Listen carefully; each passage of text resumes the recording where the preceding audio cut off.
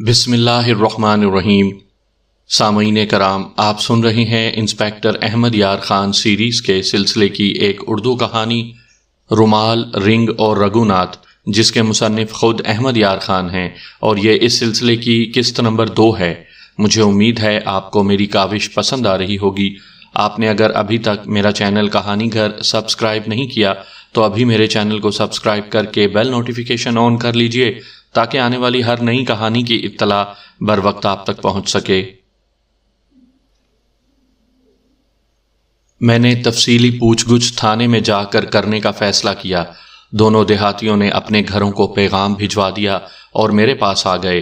میں نے head constable سے کہا کہ ان سب کو تھانے لے چلو۔ بندوق اور کارتوس کا خالی کھوکھا بھی اسے دے کر کہا کہ یہ ایگزامینر کے پاس بھیجنا ہے۔ یہ ضلعی شہر میں جانا تھا۔ ماہرین نے رپورٹ لکھی تھی کہ اس بندوق سے فائر کیا گیا ہے اور خالی کارتوس اسی بندوق کے بور کا ہے۔ میں گھوڑے پر سوار ہو کر تھانے کو چلا تو اس معاملے میں میرا ذہن صاف تھا کہ یہ حادثہ نہیں، قتل ہے، اور یہ قتل سوچ سمجھ کر کیا گیا ہے۔ مگر میرے سامنے ایک قانونی الجھن آ پڑی۔ وہ یہ تھی کہ تفتیش شروع کرنے سے پہلے ابتدائی رپورٹ لکھنی پڑتی ہے، جسے FIR یعنی فرسٹ انفارمیشن رپورٹ کہتے ہیں۔ یہ رپورٹ اس کے نام سے لکھی جاتی ہے جو تھانے میں رپورٹ لے کر آتا ہے۔ اس کیس میں FIR مقتول کے باپ یا بھائی یا کسی عزیز رشتہ دار کے نام کی ہونی چاہیے تھی، مگر مقتول کا باپ ہندوؤں کے ساتھ آ کر کہہ گیا تھا کہ اسے کوئی شکایت نہیں اور وہ کوئی رپورٹ نہیں کرے گا۔ مجھے شک میں مبتلا محسن مقتول کی بہن نے کیا تھا۔ یہ شک درست نکلا۔ میں اس کے نام کی FIR تیار کر سکتا تھا، لیکن میں نے یہ مناسب نہیں سمجھا۔ مسلمان لڑکی تھی، میں اسے تھانے اور عدالتوں کے چکروں میں نہیں ڈالنا چاہتا تھا۔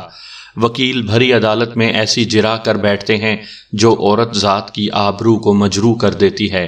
یہی ایک صورت رہ جاتی تھی کہ میں اپنے نام سے FIR تیار کروں اور ظاہر کروں کہ میں نے اپنے شک کی بنا پر تفتیش کی اور معاملہ کچھ اور نکلا۔ مگر اس میں یہ نقصان تھا کہ میری حیثیت صرف گواہ کی رہ جاتی۔ میں تفتیش نہیں کر سکتا تھا۔ تفتیش کوئی اور کرتا۔ وہ میرا ASI تھا جس پر مجھے بھروسہ نہیں تھا، کیونکہ وہ خبیث قسم کا ہندو تھا۔ میں تفتیش خود ہی کرنا چاہتا تھا۔ مجھے یہ کوشش کرنی تھی کہ محسن کا باپ یہ رپورٹ درج کروانے پر آمادہ ہو جائے گا، اس کے بیٹے کو قتل کیا گیا ہے۔ تھانے میں پہنچے تو سورج غروب ہو گیا تھا۔ میں نے پہلا کام یہ کیا کہ رگھوناتھ کو حوالات میں بند کر دیا۔ دوسرا کام یہ کیا کہ دونوں دیہاتیوں کے کھانے اور سونے کا بندوبست کروایا۔ رگھوناتھ اور اس کے دونوں ساتھیوں کے متعلق میں نے حکم دیا کہ انہیں بھوکا رکھو، پانی مانگے تو دے دو۔ رگھوناتھ تو حوالات میں تھا۔ دوسرے دونوں کو کانسٹیبلوں کے کمرے میں بھیج دیا۔ میں نے دیکھ لیا تھا کہ رگھوناتھ کا باپ اور 4-5 ہندو پرے کھڑے تھے، اور مجھے یہ دیکھ کر افسوس ہوا کہ محسن کا باپ بھی ان کے ساتھ تھا۔ میں جب احکام دے کر فارغ ہوا تو ہندوؤں کا یہ وفد میرے پاس آ گیا۔ میں برآمدے میں تھا۔ رگھوناتھ کے باپ نے اکھڑے ہوئے لہجے میں مجھ سے پوچھا، آپ نے میرے بیٹے کو حوالات میں کیوں ڈال دیا ہے؟ آپ کو اس کیوں کا جواب جلدی مل جائے گا۔ میں نے جواب دیا، میں اسے سزا تو نہیں دے سکتا، آپ کو پورا موقع ملے گا کہ اسے قید سے رہا کروا لیں۔ ابھی مجھے اپنی ڈیوٹی پوری کرنے دیں۔ ہر ایک ہندو نے کچھ نہ کچھ کہا۔ ان کی باتوں میں خوشامد بھی تھی، دھمکی بھی تھی اور حیرت بھی تھی۔ اس سے 1 سال پہلے ایک واردات میں شہر کے ہندو مجھے پریشان کر چکے تھے۔ یہ ہندوستان کے دور اندر کا ایک قصبہ تھا جس کی آبادی کی اکثریت ہندوؤں کی تھی۔ مسلمانوں کی آبادی بہت کم تھی۔ اس سے پہلے ہندو تھانے کے سامنے میرے خلاف باقاعدہ مظاہرہ کر چکے تھے۔ میں نے ہیڈ کوارٹر کو فون پر اطلاع دی تو وہاں سے ایک انگریز انسپیکٹر آ گیا اور اس نے ہندوؤں کو بلا کر کہا تھا کہ انہوں نے پولیس کے کام میں دخل دے کر ایک جرم کو سیاسی یا مذہبی رنگ دینے کی کوشش کی تو تمام لیڈروں اور سرکردہ ہندوؤں کو اخلاقی مجرموں کی حیثیت سے گرفتار کر لیا جائے گا۔ اس نے 2 معزز ہندوؤں کو تھانے میں بٹھا بھی لیا تھا۔ اب اس واردات میں بھی ہندوؤں نے وہی حرکت شروع کر دی۔ میں نے انہیں پچھلا واقعہ یاد دلا کر ڈرایا دھمکایا اور کانسٹیبلوں سے کہا کہ انہیں تھانے کے احاطے سے باہر نکال دو۔ میں نے محسن کے باپ کو بازو سے پکڑ لیا اور کہا، آپ میرے پاس ٹھہریں۔ ادھر سے محسن کا بڑا بھائی بھی آ گیا۔ کانسٹیبلوں نے اسے بھی واپس جانے کو کہا۔ میں نے اسے اپنے پاس بلا لیا۔ ہندو چلے گئے تو میں باپ اور بھائی کو اپنے دفتر میں لے گیا۔ انہیں بٹھایا۔ پوسٹ مارٹم رپورٹ آ چکی تھی۔ ڈاکٹر نے لکھا تھا کہ چھرے پیچھے سے دائیں پہلو میں داخل ہوئے ہیں۔ جو چھرے کھال کے قریب لگے وہ پار ہو گئے، باقی جسم میں لگے۔ یہ چونکہ پھیل گئے تھے اس لیے 2 چھرے دائیں گردے میں اتر گئے اور وہیں سے برآمد ہوئے۔ ڈاکٹر نے زخم کی لمبائی چوڑائی بھی لکھی تھی جو مجھے یاد نہیں رہی، چھروں کی تعداد بھی لکھی تھی اور یہ جسم سے جہاں جہاں سے برآمد ہوئے وہ بھی لکھا تھا۔ میں نے یہ رپورٹ الگ رکھ دی اور مقتول کے باپ اور بھائی کی طرف متوجہ ہوا۔ اپنے بیٹے کے چال چلن کو کون برا کہتا ہے، پھر بھی میں ان دونوں سے پوچھنے لگا کہ محسن کا چال چلن کیسا تھا۔ دونوں نے کہا کہ اچھا تھا، انہیں کبھی کوئی شکایت نہیں ملی تھی۔ رگھوناتھ کی بہن کا آپ کے گھر آنا جانا تھا؟ ہاں، بھائی نے جواب دیا، وہ میری بہن کی سہیلی ہے۔ آپ نے کبھی یہ دیکھا تھا کہ محسن اس لڑکی میں دلچسپی لیتا ہے؟ نہیں، باپ نے جواب دیا اور حیرت سے پوچھا، آپ کو کس نے بتایا کہ یہ ہندو لڑکی ہمارے گھر آتی جاتی تھی؟ باپ کو معلوم نہیں تھا کہ اس کی بیٹی چوری چھپے مجھے بتا گئی ہے۔ آپ فی الحال میرے سوالوں کے جواب دیں۔ میں نے کہا، میں آپ کو یہ بتانا چاہتا ہوں کہ محسن حادثاتی موت نہیں مرا، اسے قتل کیا گیا ہے۔ باپ بیٹا اچھل پڑے۔ باپ نے پوچھا، کیا آپ کو یقین ہے؟ ابھی کسی سے بات نہ کرنا۔ میں نے کہا، میں مسلمان ہوں، میں برداشت نہیں کر سکتا کہ ایک ہندو ایک مسلمان کو قتل کر کے صاف بچ جائے۔ آپ ہندوؤں کی باتوں میں آ گئے ہیں اور کہتے ہیں کہ آپ رپورٹ نہیں کریں گے۔ میں اب بھی کہتا ہوں کہ ہم رپورٹ نہیں کریں گے۔ بھائی نے غصے سے کہا، میں قتل کا انتقام لوں گا۔ ہوش کی بات کرو بھائی، میں نے اسے ٹھنڈا کرنے کے لیے کہا۔ انتقام لینے کے لیے میں موجود ہوں۔ میں نے باپ سے کہا، میں آپ کے نام کی رپورٹ درج کرنا چاہتا ہوں، آپ ان ہندوؤں سے نہ ڈریں۔ میں کسی بھی وقت ان ہندوؤں سے نہیں ڈرا۔ باپ نے کہا، میں نے اسے حادثہ سمجھ کر دل کو تسلی دینے کی کوشش کی تھی کہ چلو میری قسمت میں یہی لکھا تھا۔ ان ہندوؤں کے ساتھ چونکہ اٹھنا بیٹھنا رہتا ہے اس لیے اتنے بڑے حادثے کو بھی میں نے قبول کر لیا ہے۔ اب صورت کچھ اور ہی ہو گئی ہے۔ آپ خود ہی میرے نام کی رپورٹ لکھ کر میرے دستخط لے لیں۔ یہی میرا مسئلہ تھا جو باپ نے حل کر دیا۔ میں بولتا گیا اور وہ لکھتا گیا۔ اس کے دستخط کرائے اور نہایت اطمینان سے FIR تیار کی۔ باپ اور بھائی نے مجھ سے یہ معلوم کرنے کی بہت کوشش کی کہ محسن کے تعلقات رگھوناتھ کی بہن کے ساتھ واقعی تھے یا نہیں۔ میں نے انہیں گول گول باتوں سے ٹال دیا اور تسلیاں دے کر بھیج دیا۔ میں نے پوسٹ مارٹم رپورٹ ایک بار پھر غور سے پڑھی۔ میں نے چونکہ پیٹ کے زخموں کے کئی ایک زخم دیکھے تھے اس لیے مجھے معلوم تھا کہ پیٹ پھٹ جانے سے موت فوراً واقع نہیں ہوتی بلکہ زخمی ہوش میں رہتا ہے اور خاصی دیر بعد مرتا ہے۔ میں نے گھڑی دیکھی، وقت زیادہ نہیں گزرا تھا۔ مجھے امید تھی کہ سول سرجن ابھی سویا نہیں ہوگا۔ میں رات کو تینوں لڑکوں سے تفتیش کرنا چاہتا تھا۔ اس سے پہلے میں سول سرجن سے وہ باتیں پوچھنا چاہتا تھا جو پوسٹ مارٹم رپورٹ دیکھ کر میرے ذہن میں اٹھی تھیں۔ رگھوناتھ نے بتایا تھا کہ اس نے بندوق فائر کی۔ اسے چیخ سنائی دی۔ محسن گھاس سے اٹھا اور گر پڑا۔ رگھوناتھ اس تک پہنچا تو وہ مر چکا تھا۔ میرے تجربے کے مطابق وہ اتنی جلدی نہیں مرا ہوگا۔ سول ہسپتال دور نہیں تھا۔ سول سرجن ہسپتال کے احاطے میں ہی رہتا تھا۔ اوبرین نام کا عیسائی تھا اور بہت ہی اچھا انسان۔ اس کے دروازے پر دستک دی تو وہ خود ہی باہر آ گیا۔ مجھ سے ہاتھ ملا کر بولا، میں اپنی فیملی کو آج کے پوسٹ مارٹم کی کہانی سنا رہا تھا اور میں مکمل کہانی سنانے آیا ہوں، میں نے کہا اور اس کے ساتھ اندر چلا گیا۔ اس کی بیوی اور 3 بچے میرے پیچھے پڑ گئے، کہتے تھے کہ اس آدمی کو گولی کس طرح لگی ہے اور اسے کیوں گولی ماری گئی ہے۔ میں نے انہیں کہانی سنا دی اور ڈاکٹر اوبرین سے پوچھا کہ اس قسم کے زخم سے کیا انسان فوراً مر سکتا ہے؟ نہیں، اس نے جواب دیا۔ میں نے ایسے زخمیوں کو بھی ہوش میں باتیں کرتے دیکھا ہے جن کے پیٹ سامنے سے کھلے ہوتے ہیں اور ان کی انتڑیاں وغیرہ باہر آ گئی ہوتی ہیں۔ بعض کیسوں میں یوں ہوتا ہے کہ زخم آتے ہی یا گولی لگنے سے انسان اچانک صدمے یعنی شوق سے بے ہوش ہو جاتا ہے۔ کوئی ایسا کمزور دل بھی ہوتا ہے جس کی حرکت قلب صدمے یا موت کے خوف سے بند ہو جاتی ہے۔ اس محسن کے کیس میں زخمی کو اگر طبی امداد نہیں دی گئی تو وہ نصف سے پون گھنٹے تک ہوش میں رہا ہوگا۔ خون نکل جانے کی وجہ سے وہ آہستہ آہستہ پہلے بے ہوش ہوا پھر مرا ہوگا۔ آپ نے بھی دیکھا ہوگا کہ اس کو طبی امداد نہیں ملی تھی اور خون روکنے کی کوشش بھی نہیں کی گئی تھی۔ اگر کوشش کی بھی جاتی تو ناکافی ہوتی کیونکہ اس قسم کے زخموں کی مرہم پٹی ہو ہی نہیں سکتی۔ گردہ بھی پنچر ہو گیا تھا، اس سے بھی موت فوری واقع نہیں ہوتی۔ میں یہی سننا چاہتا تھا۔ میرے دماغ میں یہ آئی تھی کہ مقتول نے مرنے سے پہلے کوئی بات کی ہوگی۔ یہ بتانا ناممکن تھا کہ گولی لگنے اور مرنے کا درمیانی عرصہ کتنا تھا۔ البتہ ڈاکٹر نے لکھا تھا کہ پوسٹ مارٹم کے وقت مقتول کو مرے تقریباً 3 گھنٹے گزر چکے تھے۔ میں نے ڈاکٹر اوبرین کے ساتھ مل کر ان 3 گھنٹوں کو یوں تقسیم کیا۔ لاش تھانے میں آئی تو لاش لانے والوں سے مختصر باتیں کیں۔ پوسٹ مارٹم کی کاغذی تیاری اور لاش کو ہسپتال تک پہنچنے اور پوسٹ مارٹم شروع ہونے تک 1.5 گھنٹہ گزرا ہوگا۔ موقع واردات سے تھانے تک لاش کو پہنچنے میں 1 گھنٹہ اور چند منٹ۔ موقع واردات سے لڑکا بھاگا گیا اور اس کے ساتھ 4 آدمی آئے۔ لاش چارپائی پر ڈالی اور اٹھائی، اس میں نصف یا پون گھنٹہ صرف ہوا ہوگا۔ ڈاکٹر اوبرین نے کہا تھا کہ چھرے جسم میں داخل ہونے سے نصف یا پون گھنٹے بعد محسن مرا ہوگا۔ اس کا مطلب یہ تھا کہ ہم نے وقت کا جو تعین کیا اور اسے جس طرح تقسیم کیا وہ صحیح تھا۔ مقتول دیہاتیوں کے آنے پر مرا ہوگا اور ہو سکتا ہے اس وقت بے ہوش ہو، اور یہ بھی ہو سکتا ہے کہ محسن ان کے آنے سے 1 آدھ منٹ پہلے مرا ہو۔ ڈاکٹر اوبرین نے اپنے علم اور تجربے کے مطابق میری خوب رہنمائی کی۔ وہ خود بھی مخلص اور محنتی آدمی تھا، اس لیے مخلص اور محنتی آدمی کی قدر کرتا تھا۔ میں جس طرح جنون کی کیفیت میں وقت کی تقسیم کر رہا تھا، اس طرح میرے سامنے ڈاکٹر اوبرین کی جگہ کوئی اور ہوتا تو وہ مجھے ضرور کہتا، جاؤ بھائی، تمہارا تو دماغ خراب ہو گیا ہے۔ میری حالت یہ تھی کہ صبح سے وردی میں تھا اور رات کو 11 بج گئے تھے۔ میں تھانے گیا، ایک کانسٹیبل سے کہا کہ میرے لیے کھانا دفتر میں ہی لے آئے اور دونوں دیہاتیوں کو میرے پاس بھیجتا جائے۔ وہ دونوں آئے تو میں نے انہیں کہا کہ وہ ذہن پر زور دے کر یاد کریں اور مجھے بتائیں کہ انہوں نے جب لاش کو اٹھایا تو وہ کہیں زندہ ہی تو نہیں تھا۔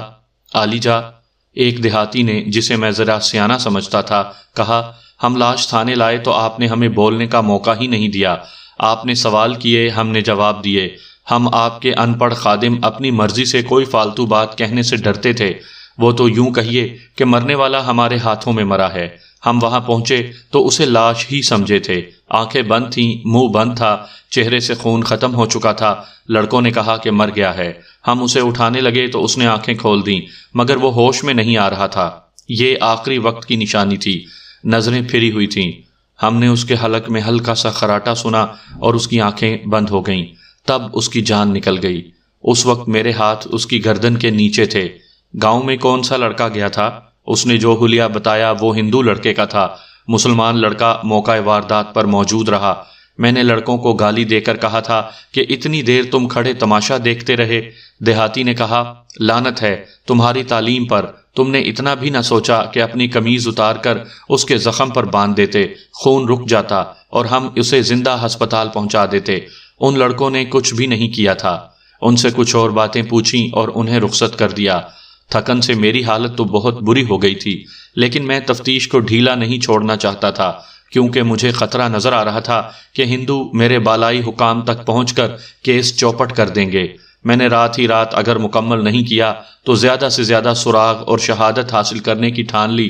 میں رگھوناتھ سے ابھی کچھ بھی نہیں پوچھنا چاہتا تھا۔ اسے پوری طرح پھانسنے کے لیے مجھے جال تیار کرنا تھا۔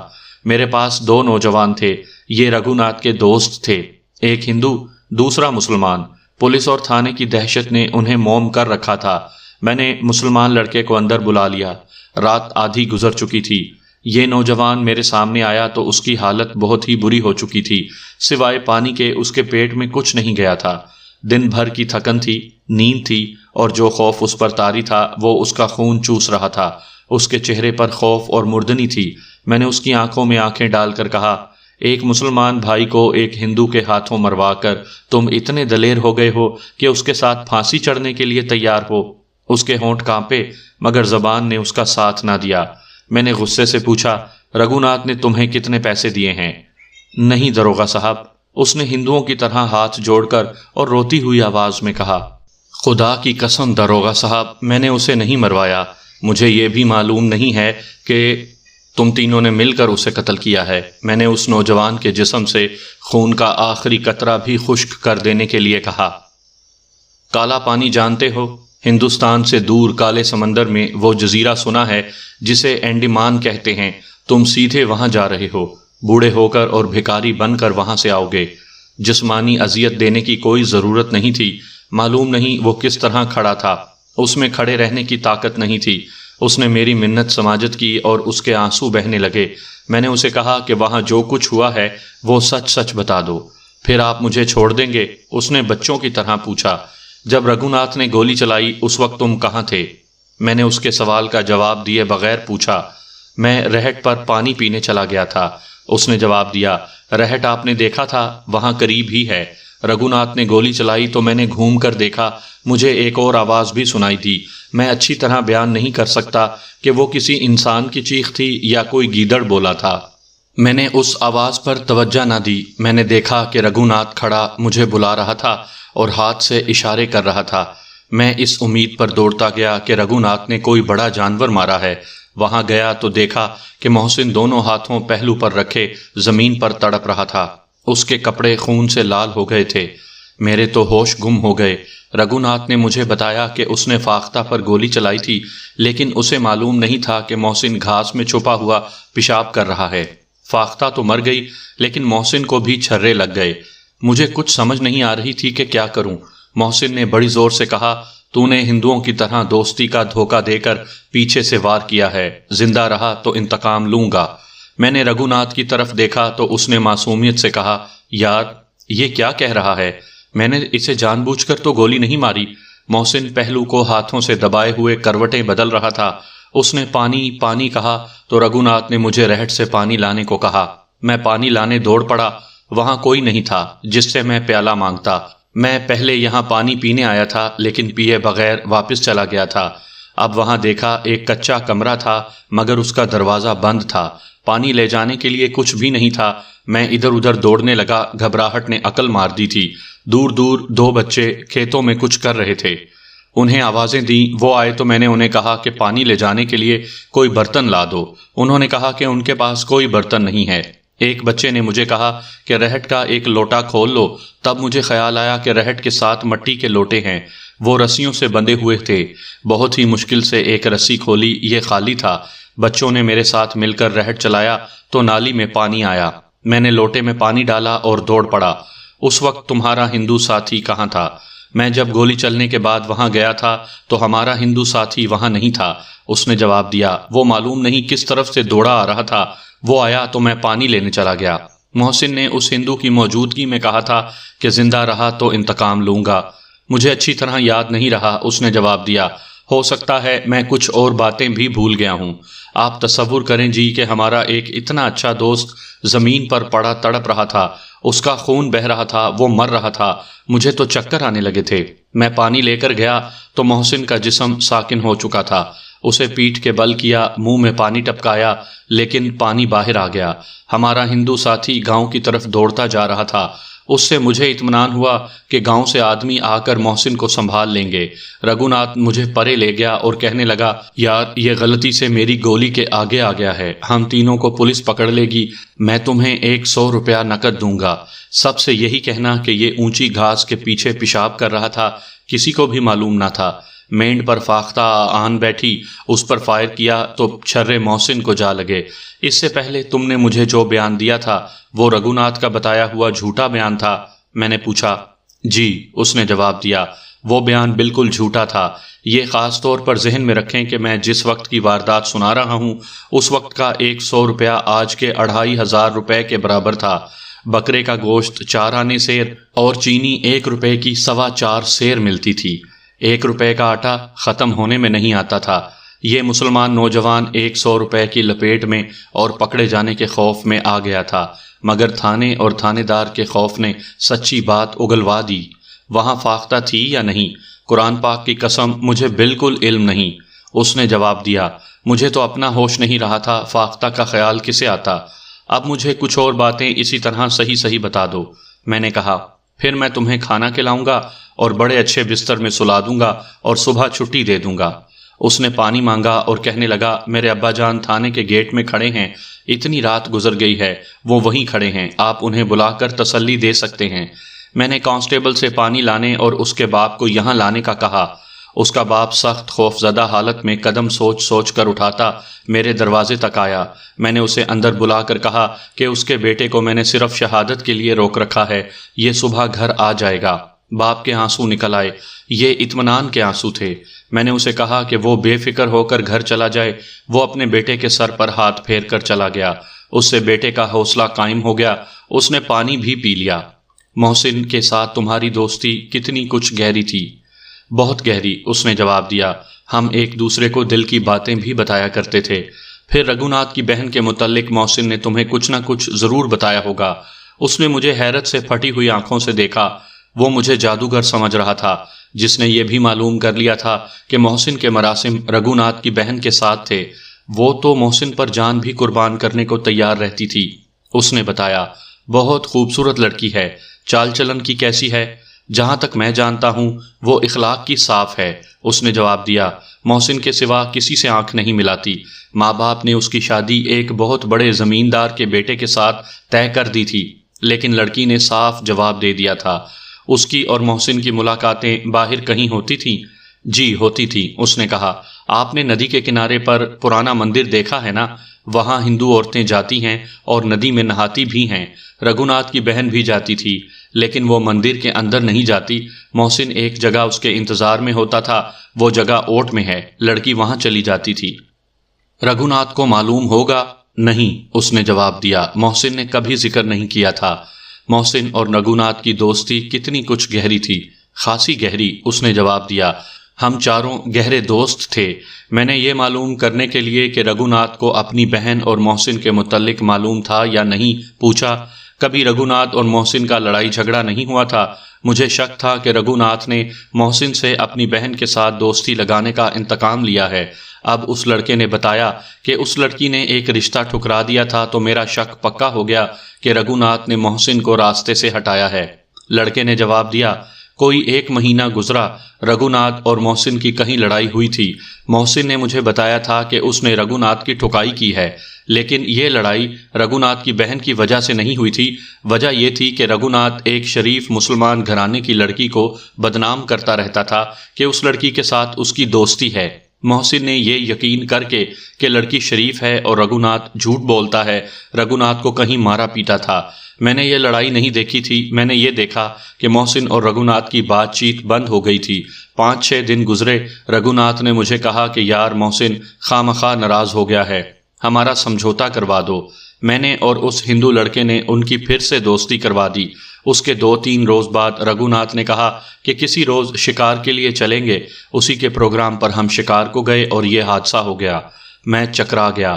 یہ معاملہ کچھ اور لگتا تھا۔ میں اس شریف مسلمان لڑکی اور رگھوناتھ اور محسن کی لڑائی کو نظر انداز نہیں کر سکتا تھا۔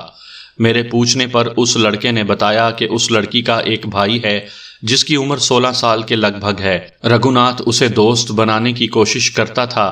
اس لڑکے نے ہی محسن سے کہا تھا کہ رگھوناتھ اسے اور اس کی بہن کو پریشان اور بدنام کرتا ہے۔ یہ مسلمان لڑکی پردہ نہیں کرتی تھی۔ میں نے اس گھرانے کا اتا پتہ لے لیا۔ اس مسلمان نوجوان نے کئی راز بتا دیے۔ محسن نے مرنے سے پہلے کہا تھا کہ زندہ رہا تو انتقام لوں گا۔ رگھوناتھ اور محسن کی لڑائی بھی نیا اور کارآمد انکشاف تھا۔ میں نے اس لڑکے کو ایک کانسٹیبل کے ساتھ یہ کہہ کر بھیج دیا کہ کچھ کھانے کو ہے تو اسے کھلاؤ اور اسے اپنے کمرے میں آرام اور عزت سے سلا دو، اور ہندو لڑکے کو میرے پاس بھیج دو۔ یہ ہندو نوجوان میرے سامنے آیا تو اس کی حالت مسلمان سے کہیں زیادہ خراب تھی۔ رات کا پچھلا پہر تھا۔ وہ برآمدے میں دیوار کے سہارے بھوکا بیٹھا رہا تھا۔ بھوک کے بجائے دہشت اس پر غالب تھی۔ اندر آتے ہی اس نے رونا پیٹنا شروع کر دیا اور قسمیں کھانے لگا کہ اس کا کوئی قصور نہیں۔ میں نے اسے اور زیادہ ڈرایا اور کہا کہ اگر اس نے جھوٹ بولا تو میں اسے پھانسی کے تختے پر کھڑا کر دوں گا۔ پھر اسے بتایا کہ پھانسی کس طرح دی جاتی ہے اور پھانسی پانے والے کی کیا حالت ہوتی ہے۔ یہ تشریح سن کر اس نے منہ کھول کر زور زور سے رونا شروع کر دیا۔ میں نے اسے چپ کروانے کی کوشش نہ کی، وہ خود ہی چپ ہوا اور بولا میں سچی باتیں بتاؤں گا۔ اس کے ساتھ سوال و جواب کر کے میں نے جو حاصل کیا وہ یہ تھا کہ موقع واردات پر جب مسلمان لڑکا رہٹ کی طرف چلا گیا تو رگھوناتھ نے اس ہندو لڑکے کو کچھ دور ایک جگہ بتا کر کہا وہاں درختوں کی خشک ٹہنیاں پڑی ہیں، وہ اٹھا لاؤ۔ جو پرندے مارے ہیں وہ یہیں روسٹ کر کے کھا لیں گے۔ یہ لڑکا ادھر چلا گیا، اسے بندوق کا دھماکہ سنائی دیا، اسے چیخ نہیں سنائی دی، اسے رگھوناتھ کی آواز سنائی دی۔ یہ لڑکا فصل کی اوٹ میں ہو گیا تھا۔ اس نے رگھوناتھ کی جو آواز سنی وہ کچھ اس طرح تھی کہ وہ مسلمان دوست کو بلا رہا تھا اور کہہ رہا تھا کہ محسن کو گولی لگ گئی ہے۔ یہ ہندو واپس آ گیا اور وہاں پہنچا۔ محسن کو تڑپتا دیکھ کر اس کی بھی وہی حالت ہوئی جو مسلمان لڑکے کی ہوئی تھی۔ خون نے اس کے اوسان خطا کر دیے۔ مسلمان لڑکے کو رگھوناتھ نے محسن کے لیے پانی لانے کو بھیج دیا۔ ہندو لڑکے سے بھی رگھوناتھ نے کہا کہ سب کو یہی بتانا کہ اسے غلطی سے گولی لگ گئی ہے۔ اس لڑکے نے رگھوناتھ سے کہا کہ اسے اس گاؤں میں اٹھا لے چلتے ہیں ورنہ یہ مر جائے گا۔ رگھوناتھ نے جواب دیا، مر جانے دو، سالہ مسلمان ہے، کوئی فرق نہیں پڑے گا۔ اس نے بتایا کہ محسن نے کہا تھا کہ تو نے ہندوؤں کی طرح دوستی کا دھوکہ دے کر پیچھے سے وار کیا ہے، میں زندہ رہا تو بدلہ لوں گا۔ اس وقت مسلمان لڑکا آ چکا تھا اور اس کے فوراً بعد محسن بے ہوش ہو گیا۔ رگھوناتھ نے اس ہندو سے کہا کہ اس گاؤں میں جاؤ اور چارپائی کا بندوبست کرو، وہاں کہنا کہ ہمارے ایک دوست کو غلطی سے گولی لگ گئی ہے۔ لڑکا گاؤں کو دوڑا گیا جو وہاں سے کوئی زیادہ دور نہیں تھا۔ وہاں سے 4 آدمی چارپائی اٹھائے آ گئے۔ محسن اس وقت تک مر چکا تھا۔ اسے جب اٹھا کر چارپائی پر ڈالنے لگے تو وہ زندہ تھا۔ میں نے اس لڑکے سے کہا، میرا انداز سوال والا نہیں تھا، میں نے نہیں دیکھا۔ اس نے کہا، ایک دیہاتی نے بڑی زور سے کہا تھا کہ ابھی زندہ ہے۔ 2 دیہاتیوں اور 2 لڑکوں نے چارپائی اٹھائی اور شہر کو چل پڑے۔ 2 دیہاتی گاؤں کو واپس چلے گئے۔ میں نے اس ہندو سے پوچھا کہ رگھوناتھ اور محسن کی لڑائی کس بات پر ہوئی تھی۔ اس نے اسی مسلمان لڑکی والی بات سنائی جو مسلمان لڑکا سنا گیا تھا۔ اس نے مسلمان لڑکے کے بیان کی تائید کی۔ میں نے ہوا میں ایک تیر چلایا۔ میں نے کہا، رگھوناتھ نے تم سے کہا تھا کہ وہ محسن سے انتقام لے گا۔ ہندو لڑکے نے ذرا سی بھی پسو پیش نہیں کی، بولا، اس نے 2-3 بار کہا تھا کہ محسن نے میری بہت بے عزتی کی ہے، میں اسے مزہ چکھاؤں گا، اور اس نے یہ بھی کہا تھا کہ محسن خواہ مخواہ ناراض ہو گیا ہے، راضی نامہ کرا دو۔ میں نے لقمہ دیا۔ ہاں جی، لڑکے نے کہا، اس نے یہ کہا تھا۔ میں نے اسے کہا تھا کہ تم اپنی بے عزتی کا بدلہ بھی لینا چاہتے ہو اور دوستی بھی کرنا چاہتے ہو۔ اس نے کوئی جواب نہیں دیا تھا۔ رگھوناتھ کی بہن کیسی ہے؟ میں نے پوچھا۔ محسن کے ساتھ اس کا میل ملاپ ہوگا؟ نہیں جی۔ اس ہندو نے عجیب سے لہجے میں کہا، ہندو لڑکی کا میل ملاپ کسی مسلمان لڑکے کے ساتھ کیسے ہو سکتا ہے؟ وہ تو اپنے جیسوں کو بھی پلے نہیں باندھتی، بڑی زبردست لڑکی ہے۔ اس سے مجھ پر یہ واضح ہو گیا کہ رگھوناتھ کی بہن اور محسن کی دوستی کا نہ رگھوناتھ کو علم تھا نہ اس ہندو کو، اور رگھوناتھ نے محسن سے اپنی بے عزتی اور ٹھکائی کا انتقام لیا ہے۔ محسن نے مرنے سے پہلے کہا تھا کہ تم نے ہندوؤں کی طرح دوستی کا دھوکہ دے کر پیچھے سے وار کیا ہے۔ صاف ظاہر تھا کہ رگھوناتھ نے انتقام لینے کے لیے محسن کو راضی کیا تھا، اسے شکار کے بہانے لے گیا۔ مسلمان لڑکا رہٹ پر پانی پینے چلا گیا تو رگھوناتھ نے ہندو ساتھی کو خشک ٹہنیاں اٹھا لانے کو بھیج دیا۔ وہ محسن کے ساتھ اکیلا رہ گیا۔ اب مجھے یہ معلوم کرنا تھا کہ رگھوناتھ نے محسن کو اتنی دور کس طرح بھیجا جہاں سے اس نے گولی ماری۔ ہو سکتا ہے وہ خود دور ہٹ گیا ہو۔ جو ہی محسن نے پیٹھ پھیری، رگھوناتھ نے گولی چلا دی۔ مجھے یہ بھی معلوم کرنا تھا کہ رگھوناتھ نے اپنی ٹھکائی کا انتقام لیا ہے یا اسے معلوم تھا کہ اس کی بہن کی دوستی محسن کے ساتھ ہے۔ میں یہ معلومات رگھوناتھ سے حاصل نہیں کرنا چاہتا تھا۔ مجھے ایسی توقع بھی نہیں تھی کہ وہ خود اپنے راز دے دے گا۔ میں اسے الٹا لٹکا کر اس کا سینہ رازوں سے خالی کر سکتا تھا، لیکن اس طریقے سے لیے ہوئے اقبالی بیان عدالت میں جا کر بے جان ہو جاتے ہیں۔ مجھے یہ باتیں گواہوں سے کہلوانی تھی۔ اس ہندو لڑکے سے میں نے معلومات کا آخری قطرہ بھی نچوڑ لیا۔ وہ نوجوان تھا، نیند نے اسے ادھموا کر دیا تھا، اس میں غلط بیانی کی ہمت نہیں رہی تھی۔ میں نے اسے کانسٹیبلوں کے کمرے میں سونے کے لیے بھیج دیا۔ میری اپنی حالت بگڑ رہی تھی، سحر طلوع ہو رہی تھی۔ میں نے ہیڈ کانسٹیبل کو اس مسلمان لڑکی کے گھر کا پتہ بتایا جسے رگھوناتھ پریشان کرتا تھا۔ ہیڈ کانسٹیبل سے کہا کہ اس لڑکی کے چھوٹے بھائی کو ایسے طریقے سے ساتھ لے کر آئے کہ وہ گھبرائے یا ڈرے نہیں۔ اسے کہنا کہ رگھوناتھ اور محسن کی جو لڑائی ہوئی تھی اس کے متعلق معلوم کرنا ہے۔ ہیڈ کانسٹیبل کو معلوم تھا کہ کون سے فرد کو کس طرح تھانے لایا جاتا ہے۔ میں ذرا آرام کے لیے چلا گیا۔ 10 بجے کے بعد کا وقت تھا جب میں تھانے میں آیا۔ ASI سے کہا کہ وہ ملزم کے ریمانڈ کا انتظام کرے۔ مسلمان لڑکی کا بھائی آ چکا تھا۔ میں نے اسے اپنے دفتر میں بلایا تو وہ اپنے خوف کو چھپا نہ سکا۔ وہ خوبصورت لڑکا تھا، رنگ سفیدی مائل گندمی تھا، عمر 16 سے کم ہی ہوگی۔ میں نے سب سے پہلے اس کے دل اور ذہن سے خوف کو دور کیا اور اسے یہ تاثر دیا کہ میں مسلمان کی حیثیت سے اس کی بہن کی بے عزتی کا انتقام لوں گا۔ ایسی بہت سی باتیں کی تو لڑکے کے چہرے کا اصل رنگ واپس آ گیا۔ میرے پوچھنے پر اس نے جو بیان دیا وہ مختصراً اس طرح تھا کہ رگھوناتھ اور اس لڑکے کے مکان بہت قریب تھے۔ لڑکے کی بہن اپنی چھت پر جایا کرتی تھی، رگھوناتھ نے بھی اپنی چھت پر چڑھنا شروع کر دیا۔ ایک روز بہن نے اپنے اس بھائی کو بتایا کہ وہ اوپر جاتی ہے تو رگھوناتھ اسے اشارے کرتا ہے اور نوٹ دکھاتا ہے۔ رگھوناتھ کو اپنے باپ کی دولت مندی پر ناز تھا، اسے غالباً یہ توقع تھی کہ مسلمانوں کو روپے پیسے سے خریدا جا سکتا ہے۔